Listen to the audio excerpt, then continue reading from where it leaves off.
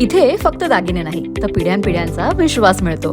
परंपरेची झळाळी आणि विश्वासाची खात्री. कैलास अडगावकर ज्वेलर्स, दत्त मंदिर बस स्टॉप, नाशिक रोड. श्रमिक नगर येथील गंगासागर नगर परिसरात स्वयंपाकघरात गॅस सिलेंडरचा स्फोट होऊन 36 वर्षीय महिला जखमी झाल्याची घटना आज दुपारी घडली.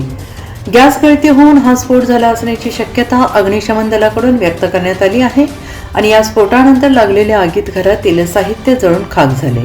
सोनाली रवींद्र साळवे वय वर्ष 36 असे जखमी झालेल्या महिलेचं नाव आहे आणि त्यांच्यावर साईबाबा रुग्णालयात उपचार सुरू आहेत. अग्निशमन दलाकडून मिळालेल्या माहितीनुसार श्रमिक नगर येथील गंगासागर नगर परिसरात साळवे कुटुंबीय राहतात. दुपारी 12च्या सुमारास सोनाली या स्वयंपाकघरात काम करत होत्या. अचानक गॅस सिलेंडरचा स्फोट झाला आणि आग लागली. यामध्ये सोनाली या गंभीर जखमी झाल्या. स्फोटानंतर घरातील साहित्याला आग लागली. तात्काळ नागरिकांनी अग्निशमन दलाला माहिती दिली. सातपूर अग्निशमन दलाच्या जवानांनी घटनास्थळी धाव घेतली. यावेळी किचन आणि हॉलमधील कपडे आणि इतर साहित्याला आग लागली होती. जवानांनी घरात घुसून आग आटोक्यात आणली आणि यापूर्वी घरात असणारे सिलेंडर बाहेर काढले, ज्यामुळे मोठी दुर्घटना टळली. घटनास्थळी नगरसेवक दिनकर पाटील, अमोल पाटील हे देखील दाखल झाले होते. पोलिसांकडून तपास चालू आहे. NCN न्यूजसाठी प्रतिनिधी सिद्धार्थ लोखंडे, सातपूर.